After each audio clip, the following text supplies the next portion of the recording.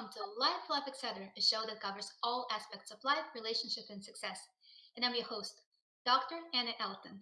And I'm here with a special guest, Mike Ivanov.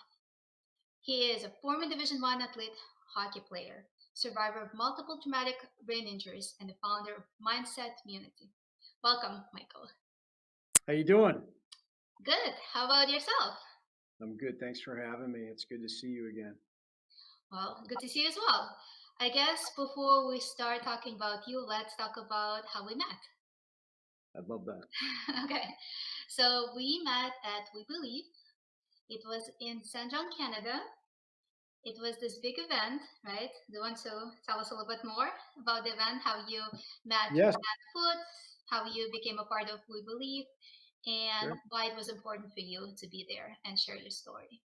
Sure, absolutely. So that was a big event for me because I was very, very scared of that event. That was a big thing that I always kind of talk about is moving into our fears.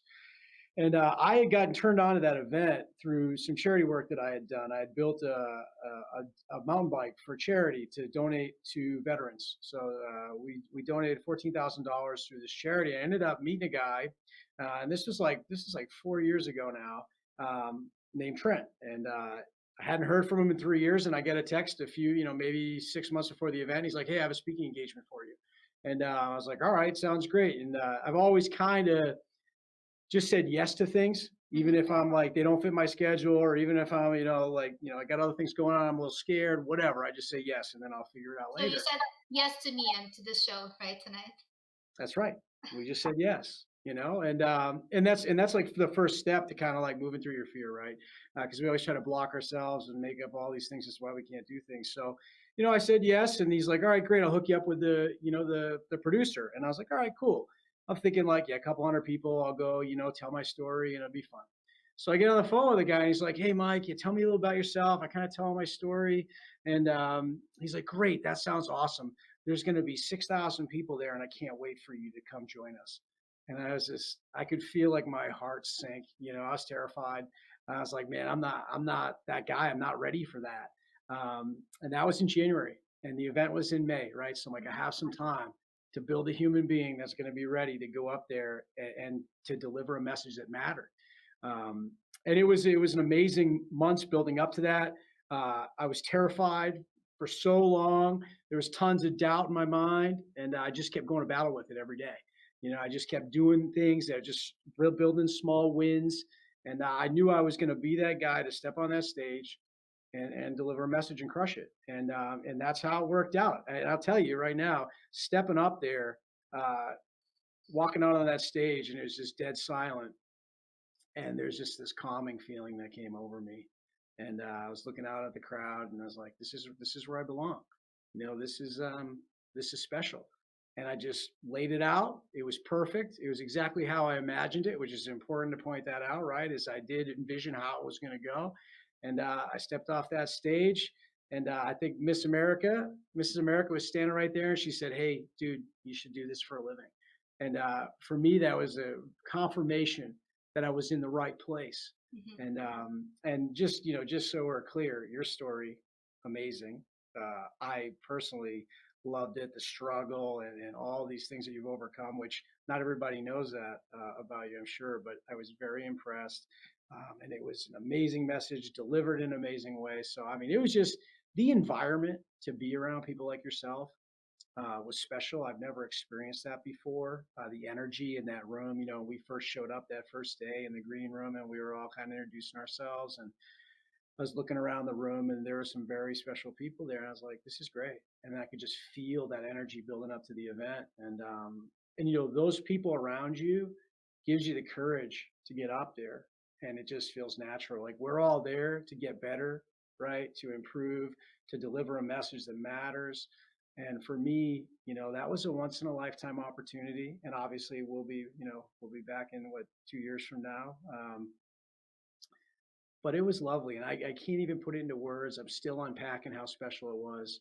But that was a big challenge to myself that when I walked off that stage, I was a different person than I was when I walked up there. So very special. So I remember the experience, right? I remember going on stage, and again, this is the biggest audience I had, and I've been speaking at events and conferences, right? But I never spoken in front of so many people. And then it was also live, right? We had how many? 1.5 million people, right? Something like that. There was a lot of people watching us live, right? Not just the audience itself. And I remember, so what I remember from that day, when I'm going on stage, right? And then briefly, just a few seconds when I'm saying something, and then when I'm going off, I feel like I was like dissociating because it was like such a cool experience, and I know like I knew my speech, right? And again, like I had no idea that we'll have help with teleprompt, right? And I was like, I need to know my speech. What if I forget my speech? And I was like, I know this is my story, but I'm here in front of so many people, and I probably will feel anxious and uncomfortable. But it was amazing. So it was definitely a really, really cool experience that we had to share, right? Well, I love it because, a lot of people are so afraid of public speaking, right? And public speaking, has always been my greatest fear. And then in the corporate role that I have, it's always been required. So I just knew I had to get good at it. And the only way to get good at it was to ignore all those feelings that roll into you and just take on the reps. It's like every rep is like you just get in there, you keep swinging, it keeps getting easier, you keep getting better. The voice, like you start to gain that voice control because a lot of people like public speaking, their voice starts to kind of, get all kind of messed up on them. You feel that like that flushing that kind of comes over you. You can feel like you start to kind of get that blood rushing up to your head, and people psych themselves out, and I used to be that way, but I just had to keep getting up there. And this one was definitely the biggest one, just like you mentioned. But I don't know, it's something like as soon as you get up there, like everything goes quiet, and the person that you've built for all these years comes out and just gets to put on a show, and it's a peaceful thing. I felt no negative emotions up there. Like the brain just did what it needed to do, and I was almost a spectator. It's like they describe it like this: you're in this tunnel, and you can't really see anything, but you're just like performing at a level that you've never performed at before. And for me, it's like, hey, when's the next one? So we can get up there and test the machine again. It was awesome.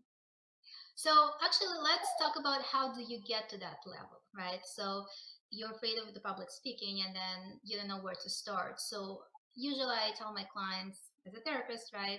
You need to start small. You need to aim low, right?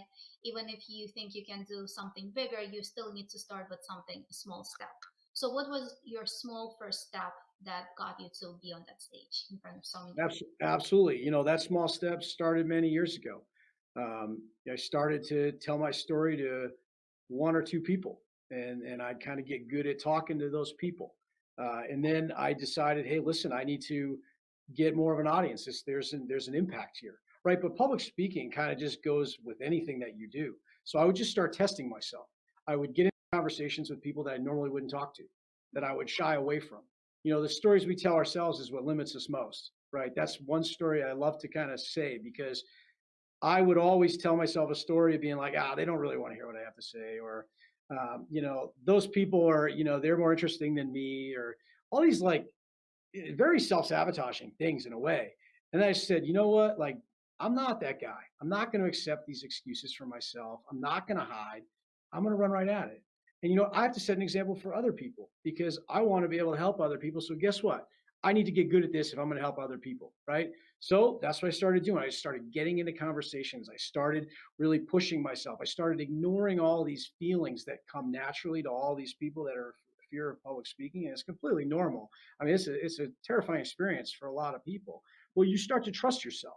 As you're talking to these other human beings and then you're engaging, you start to realize, like, okay, all right, like I know how to do this, right? I know how to interact with these human beings, and I can deliver a message that's valuable for them, and I can connect with them, right? So the more reps you put in, you begin to trust yourself.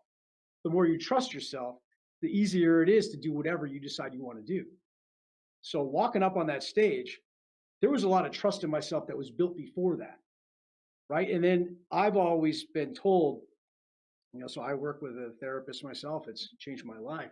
And she always says to me, she's like, Mike, you got to trust yourself. Like even back when you were playing sports, like when the buzzer hits, right? Like you're ready to go. Like you know how to perform. You've done all the work up until this point. The game is for fun. The speech is for fun. Like you've built these, you've taken these steps beforehand. So one of the biggest things is all the work you put in before that. You can't just get a speech together and then go jump up on stage and do it. Like you have to build the person that is worthy of standing up there and doing it. And that building started, like 5 years ago, intensely building myself. Um, and it was just a beautiful thing to come together the way it did, and the people that were there. But it's about putting in the reps, and they're hard, and they hurt, and they're scary. There will be tears, but it's all worth it in the end. Well, as I tell my clients, what is luck? It's when preparation meets opportunity, right? You were not lucky. You were preparing all this time to be able to be on that stage and deliver your speech, right? And have this impact on so many lives.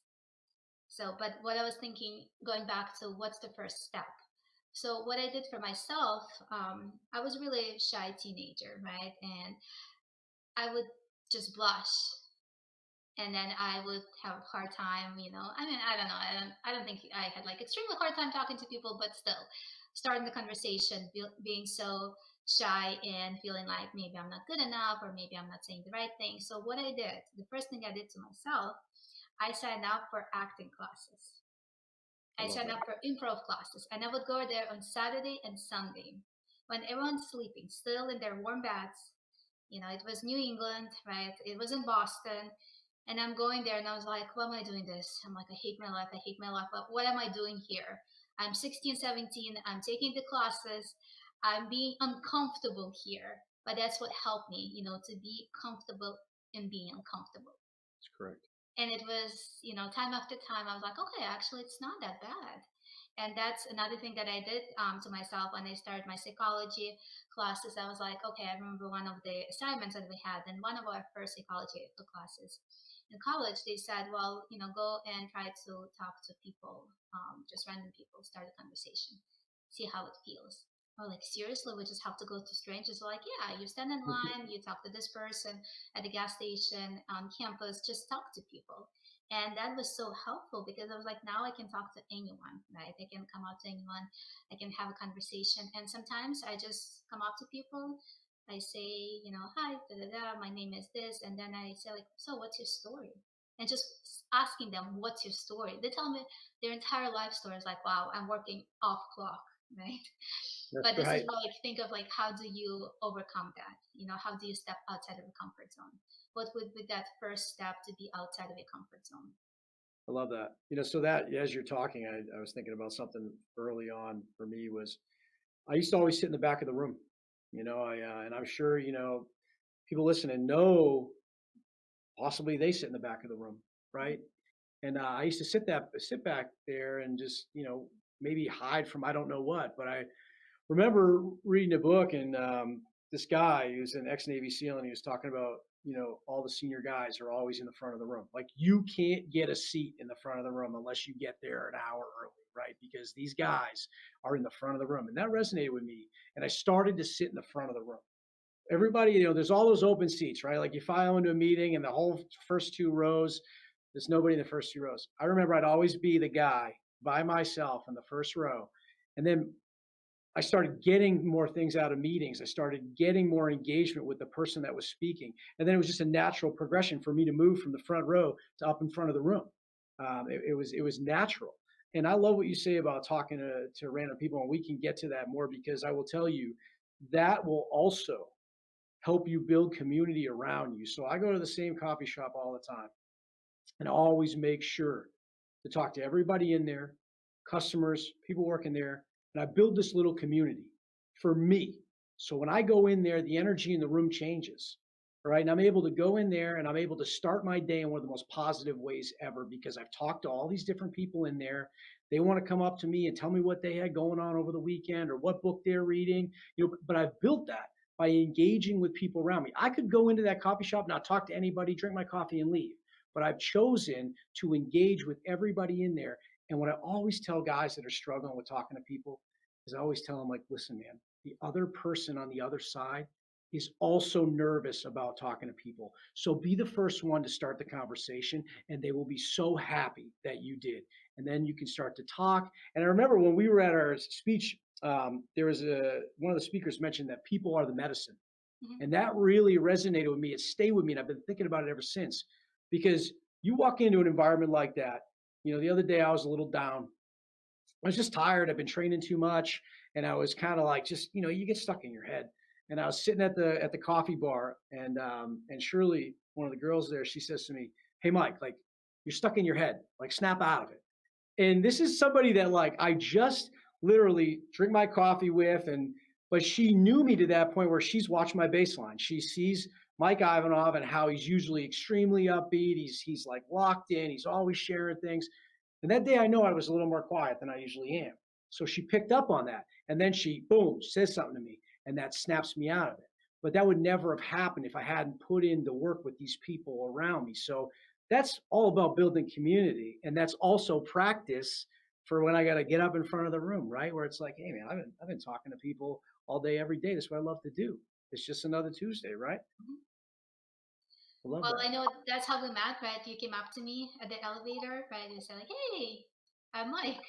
I know we didn't get the chance to talk, right, when we had our first day in rehearsal, and it was I know like I didn't know a lot of people, right? It was really uncomfortable, but I feel like by the time that we finished our speeches, I think our last day when we were leaving, I feel like we're so close with each other. And I was actually traveling with Fred Stroke, right? He was with me, and then I had Liliana. She's coming on my next show, Awesome. and her friend Rachel, I believe, and Yep. who else was there? Roxana was there. Rachel was there, and I feel like we're just. I mean, I have some fun stories. I guess I'm not gonna spoil, like our travels and kind of what happened in the airport. It was actually pretty hilarious, like our stories from like what happened. But again, like this is what brings us together, right? That's what makes the community work, and that's how you again step outside of comfort zone and you meet people. So I love that, and we need to get back to being uncomfortable because that's like my entire way that I run my life now.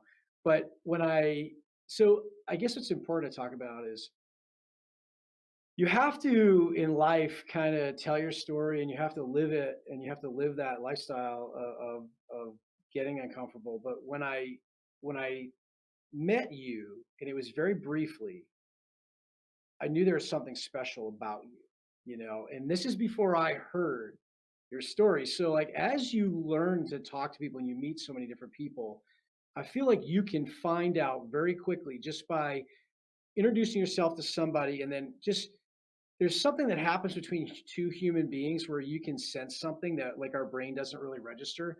But I knew there was something special about you. I knew there was something deep there. And then to see you get on stage and absolutely deliver, like a jaw dropping story of struggle and triumph was just, I was like, you know what, I knew it, and it was confirming for me. And that was special. But I always tell people that I'm like, listen, you have to learn to filter, like, in your life, filter these people that you need to get to know more, and you need to get good at like picking up these different parts of people. Like it's how someone introduces himself, it's how someone carries themselves. Like you can pick that up. Like I find there's a guy that I just met recently. He's a guy I do jujitsu with, and special guy. He's 22 years old, but he had a way about him, that I saw some things in him that I know that like about me. So like when you go through deep struggle, you can recognize it's somebody else. It's natural. It's very interesting. So I had kind of engaged with him, and we were fighting with each other for a while there, and day after day. And then I invited him to my office. I said, "Come to my office. I got to talk to you. If you're okay with that, I believe that you have a special story that we should talk about." And he's like, "I'd like that." So he shows up in my office. I tell him my origin story. He tells me his story, which is an amazing story of struggle and perseverance. And it's funny because I knew that there was a story behind that young man by the way that he carried himself, the maturity that he was at his age. So it's very special. And this is how I kind of move through life. And when you start to tell your story, different people come your way that normally wouldn't have come your way. And talking to people is also what brings that too. So all these people that are suffering with social anxiety, I deal with that a lot with some of the young guys I work with. I try to tell them, I said, people are the medicine, man. You get out there in those conversations, that anxiety disappears, and then it turns into other opportunities in your life. So meeting you was just like two paths crossed. Walk out of the elevator as I'm headed in, and yeah, it was just special, and I really appreciate that moment. Awesome. I love that. So let me take you, shift gears a bit and let me take you back to how it all started, right? You played hockey, right?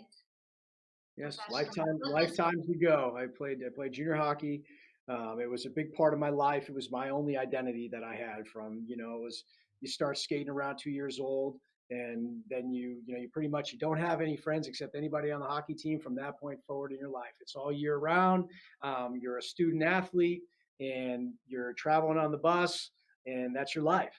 I didn't know any better. I was good at it, and it taught me so much about myself. I would never discount it and say I didn't, wasn't thankful for it. But you miss a lot of things along the road, and which is fine because it's kind of I'm back to like living that lifestyle now, where I'm not partying, I'm not hanging out with friends all the time. I'm sacrificing, and that's where I feel most comfortable. And it's funny that you come back to that. So as we talk, you can see there's a gap in my life where I started to do those things that I didn't ever do, and it didn't bring much happiness to me, and fell into obviously a certain place in life. But hockey taught me to fight. It taught me sacrifice. But that was lifetimes ago, And then I had a traumatic brain injury, which changed everything, and I was in denial. I never really wanted to acknowledge that it changed my personality. It was hard for me to go in the grocery store and pick between a bag of chips. It was really difficult. I had major anxiety start ramping up. I didn't talk to anybody about it. And at the time there wasn't a lot of research on it. I'm so happy to see all the research coming out nowadays to protecting people, but there just wasn't a lot there. So I was fighting this battle by myself. My identity's gone. Hockey's over. I'm sitting here with a brain injury and I've got college to contend with here. It's like I had no idea what I wanted to do. I did what people told me to do, which is fine. But went through college and did all the dumb shit. Didn't keep working on myself. Was drinking, partying, doing all that. Just getting good enough grades to get by. That's not who I am. So I lost my identity. Okay, and it was terrible. It was very difficult. On top of losing my identity, now I've got a brain injury to contend with, which I had a really hard time. It was really dark, and didn't have anybody to really help process that with. So, you go through college, you get the degree, you get out and get a regular job. And, there I am a few years into that, I get another brain injury.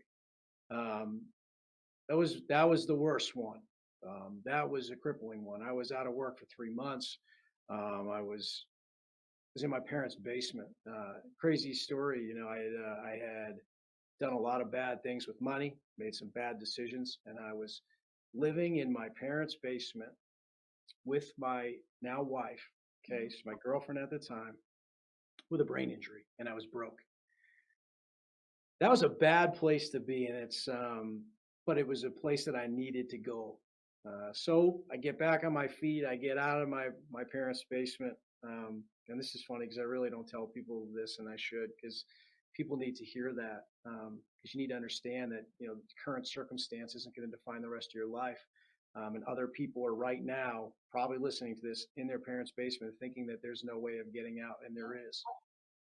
So we move out. I get back on my feet. I'm still having problems, but I'm not talking about them. I'm not seeing a therapist. I'm not acknowledging that I'm having massive amounts of anxiety.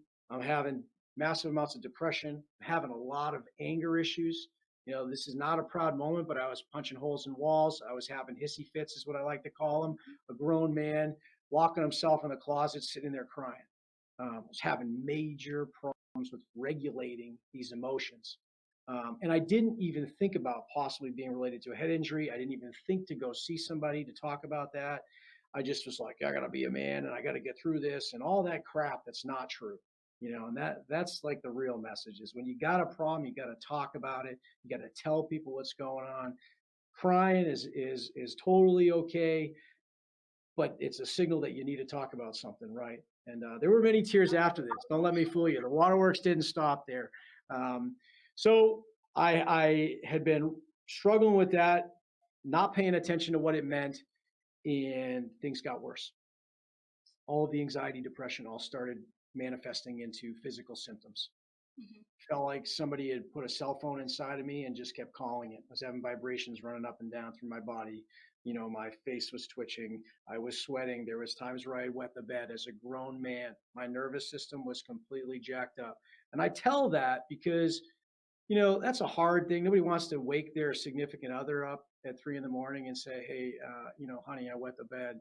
This is I'm sorry, but I don't know what's going on." But people need to understand the depths of how bad this can get if it's not managed, and if you don't go see a professional, right? And then you try to fight it by yourself, try to be that man and do that. That's not a valiant battle. That's not something that you want to take on by yourself. So I like to share those hard symptoms. And you Google them. I had every single one of them. Hmm. Okay, and I still wasn't seeing anybody, wasn't talking to anybody. My wife didn't even know the degree of what it was.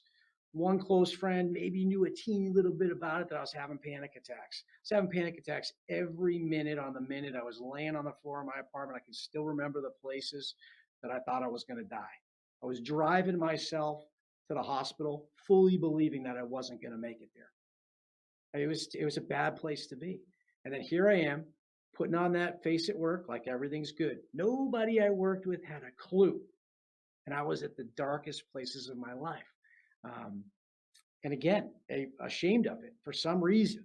Okay. Nowadays, I tell anybody dealing with that, listen, we're going to get through it. I know exactly how to help you get through it. These are the people you call. This is how we handle it. Boom, boom, boom, boom, boom. Love you, proud of you for sharing it.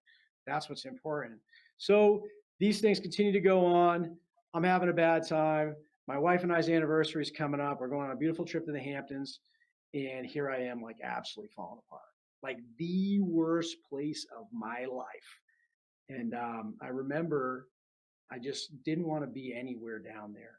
We go to a restaurant. I couldn't wait. I couldn't wait for her to hurry up and eat her food. So I get the bill. I get the hell out of there. But then when I get to the next place, I don't want to be there either. Hurry up and get the hell out of there. And nothing changes. So I'm like on this high alert all the time. And I can remember we went back to the Airbnb, take a nap, and I was jacked up like every single day leading up to this 6 months, like really bad. And I just wake up crying.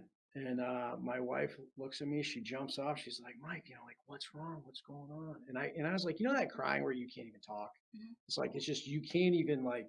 It's like when I see like a really young kid who's like having a hard time communicating, just crying and can't get it out. That's how I was, and I couldn't calm down from it. And my wife just sitting there looking at me like, just like, "Hey, what can I do to help you?" I was able to get the words out, and I told her, I said, "Hey, listen, Devin, I love you. Um, but I'm planning on taking my own life, and at the time, like I felt nothing saying it. I wasn't like, "Oh, that's terrible," or I didn't get any goosebumps. Like I just was like, this is the right thing to do. My brain had lost control. I had lost control of my brain. It had decided this is what we're going to do, and you're going to be okay with it. And I, looking back on that, I can see how that happened. But she sat there. She looked at me, of course, very alarmed. And the first thing she said was, "I love you." She took my hand and she's like, "Hey, like we're gonna get through this together."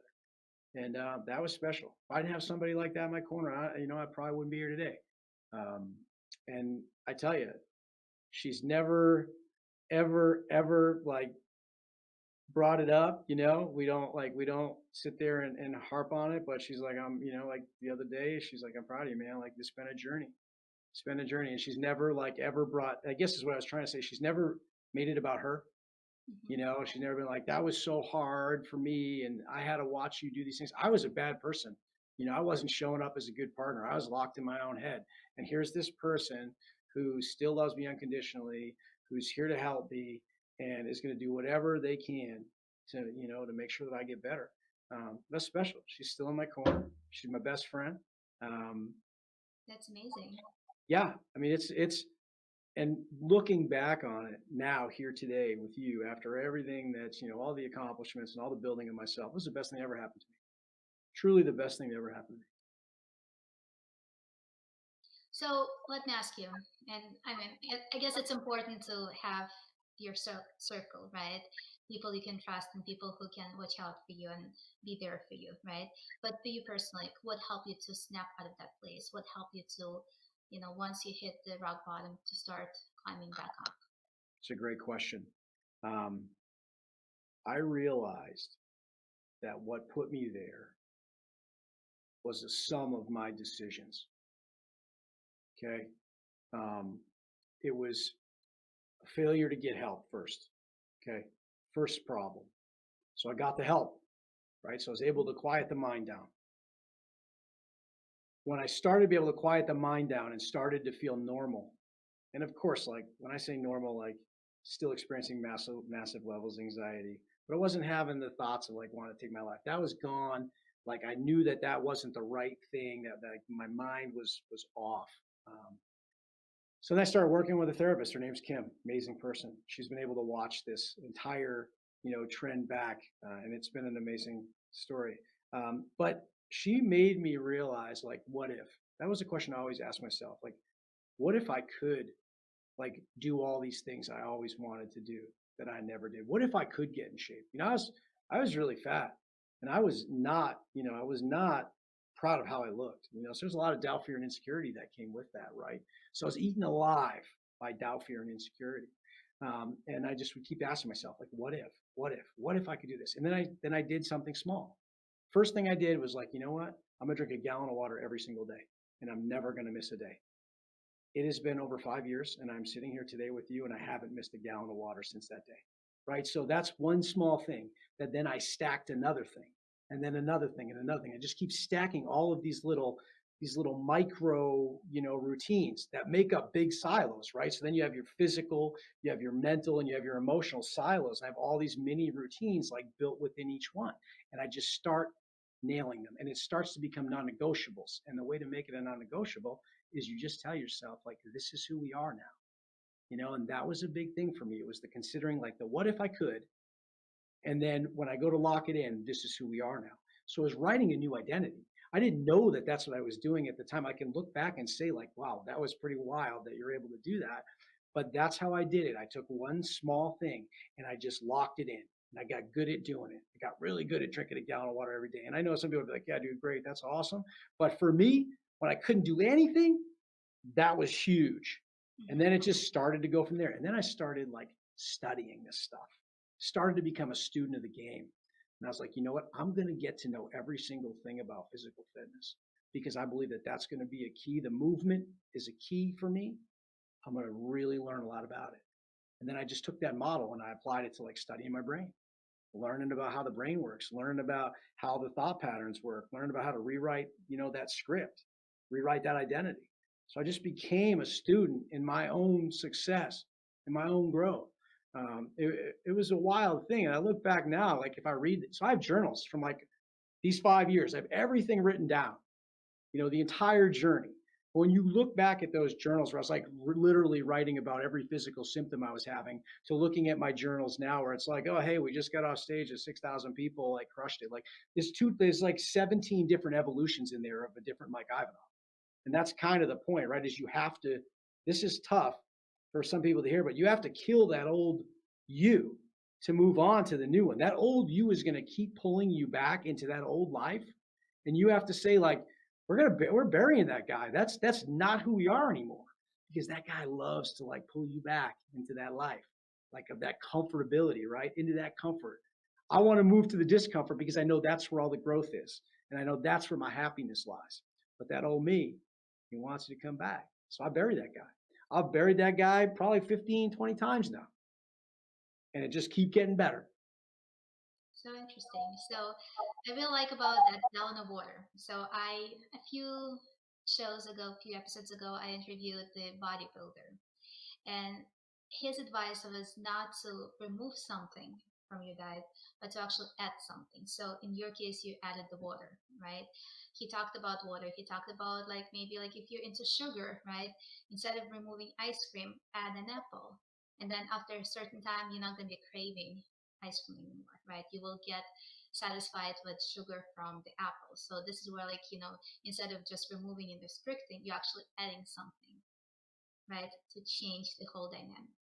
That's amazing way to look at it because as you're saying it, I'm just thinking about 19 other things exactly like that in parts of my life, but also just even related to diet, right? So if I don't even know what some of those foods taste like anymore because I've replaced them, right? So you replace an unhealthy food with something that's healthy, and then like I'm driving home from work, like I can't wait to have some eggs and ground beef. Like I mean that I know that sounds silly, but like that's what I crave now. Like Mhm. healthy food because I've removed the unhealthy food, replaced it with something else, right? And it's the same thing with life, right? You take an unhealthy habit, you replace it with a healthy habit, you lock it in, and you never go back to that old one and you make sure you remember how you feel when like so it's the same as alcohol, right? Like I can't really drink alcohol anymore. I go like I'll go 3 weeks, have like a we had like a cocktail for 4th of July. I felt like crap the next 3 days.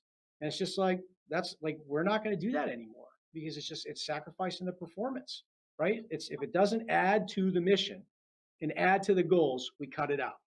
That's kind of how I've been living. So if it's not going to give me, an edge to perform, it's not going to be part of my life. It's that simple. And it has to be kind of that definitive, or else you get pulled back into those old habits. Yeah, I love that. So as we're building on this conversation, so gratitude, right? So what we usually do, we tend to set the goals, we reach the goal, and then we set the next one, and we keep moving and moving and moving without pausing. So what I always tell my clients, you need to pause and celebrate the small success or big success. But it's extremely important to actually give yourself gratitude. Just remind yourself, you're doing great, right? You overcame so much, and this is awesome. Start with water, start with something else, but this is amazing, right? Just keep swimming.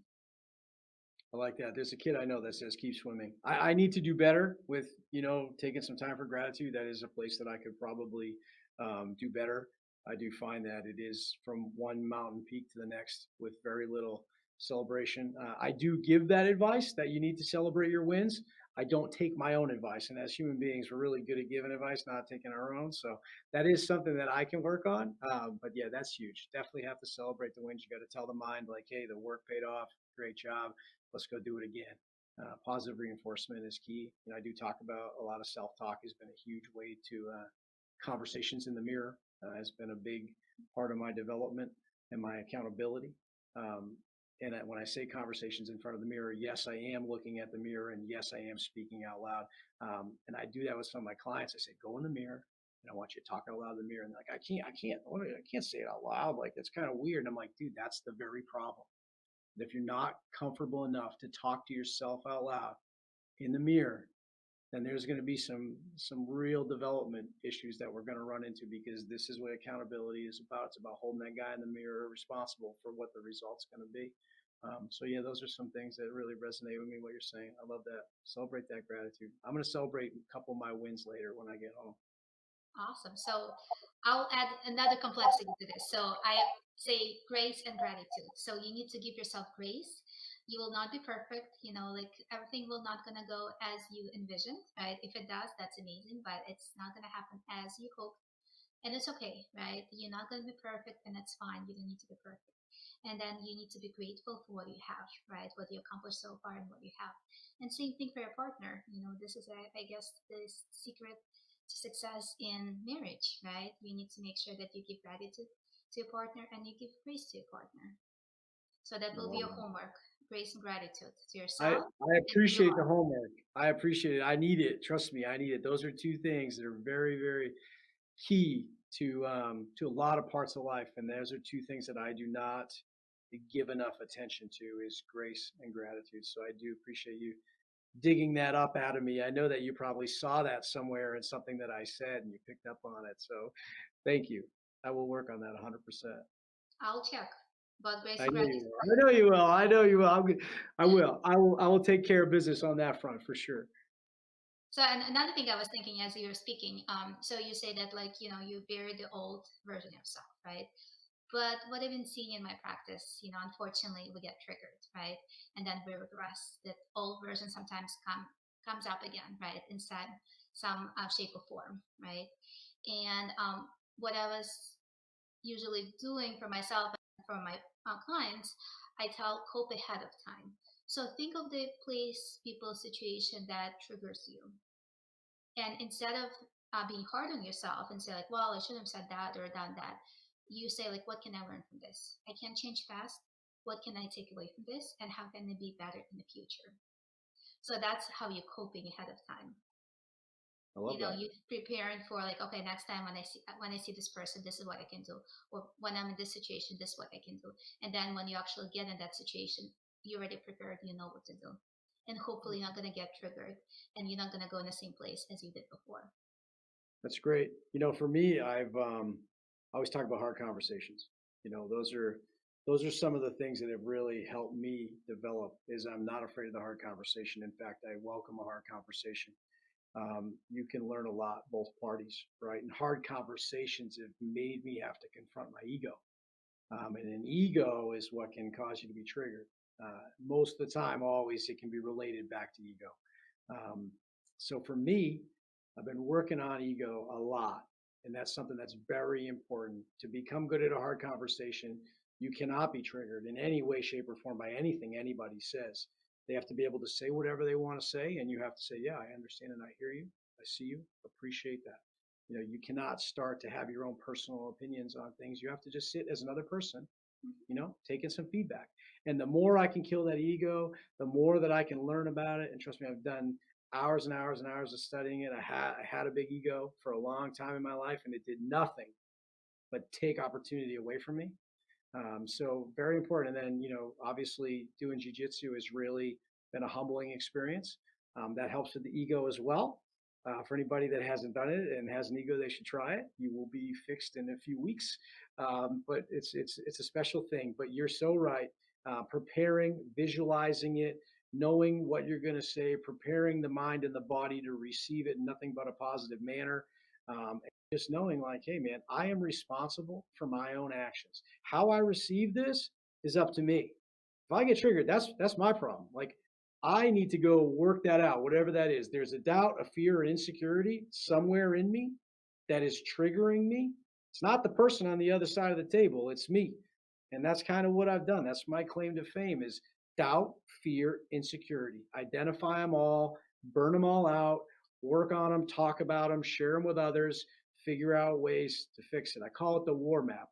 That's kind of what I did to fix myself was I wrote down every single doubt, fear, and insecurity that I had, the deepest, darkest ones, not the surface level crap that most people will share around, the dark stuff, the stuff you don't want to tell anybody. Okay, I wrote them down. And I said, you know what? If they're written down, that means I can fix them. And I just started fixing them. I said, okay, this is a fear. Okay, this is how I'm going to fix it. This is a doubt. Okay, well, what information do I need to know that's going to prove to me that shouldn't be a doubt anymore? So I started looking for the proof. I started building the proof, showing myself like, hey, this is the proof. And then the insecurity stuff, like, it holds you back in every part of your life, in every conversation. So for me, those insecurities, I start just sharing. I just start sharing things with people, stuff that puts me out of my comfort zone. And you know what? Not one conversation have I ever had sharing something and people are like, whoa, dude, that's too much, man. Like, whoa, I don't want to talk to you. It's never happened in my life. And I've talked to thousands and thousands and thousands of people. So I just know for anybody out there that's a little worried about how they're going to be received when they start sharing a conversation, that is a thought that you put in your own head. That is a story you tell yourself So that you is limit limiting yourself. you. Yeah, exactly. I lived the life of limiting myself, and now I have figured out how not to do it, and I cannot wait to see what the future looks like because it's been nothing but amazing. Once you stop putting those limitations on yourself, like the person you can become, there is no ceiling. There's no limit. Whoever you want to be, you can be. But stop the story. Tell yourself a different story about one of being the person that you want to be. And it will come true.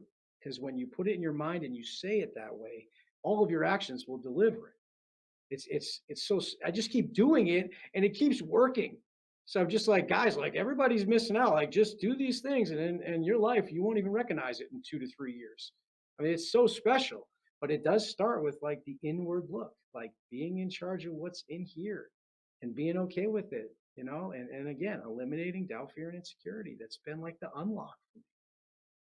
Love that. And again, if something doesn't go as planned, give yourself grace and Yes. gratitude, right? Be grateful where you are, and tomorrow will be a new day, and you can try again. Gonna work on that for sure. I'm not good at that at all. So, as we are wrapping up, please share with our viewers where they can find you, if they want to reach out, talk to you. Sure. Yeah. So you can find me mindsetmutiny.com. You can follow me on Instagram. It's mivanov, Mivanov 1224. It's Mike at mindsetmutiny.com. But more importantly, I need you to know that nobody's coming to save you. It's up to you to make those changes.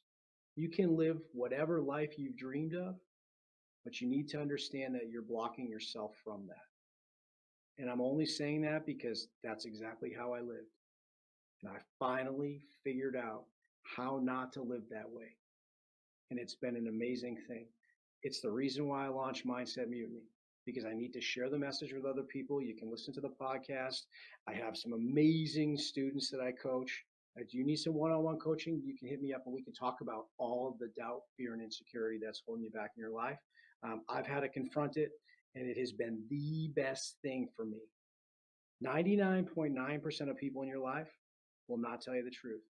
And the only reason I say that is because when I was fat and I didn't like how I looked, my mom told me I still looked good. Okay. But that's a fact. People don't want to hurt you. But to go on this mission and to unlock the person that you are meant to be, it's gonna hurt. You're gonna cry. You're gonna want to quit. It's gonna be the most difficult thing you've ever done in your entire life. But if you can remove that ego, you can open up your ears, you can tell yourself the truth, right? That's what I do for my clients. I tell them the truth. You can change everything in your life and you can live a life that you honestly never dreamed of, because the life that I'm living today, I never dreamed of it. And that's why it's so special. And it's a special message. And I need you to trust me on that. You're in control. You can do it. And everybody here is here to support you. You need to build a circle of people around you. And I need you to understand that you will lose friends along the way. It just happens. But find the high performers, get a mentor, talk about your feelings, okay? But more importantly, execute relentlessly. That's it. And give yourself some grace and some gratitude, Grace right? and gratitude. Thank you. That was amazing. Thank you for being here with us, sharing your story. So powerful. And thank you for watching us. We'll see you again in 2 weeks. And I hope you guys have all amazing rest of this week.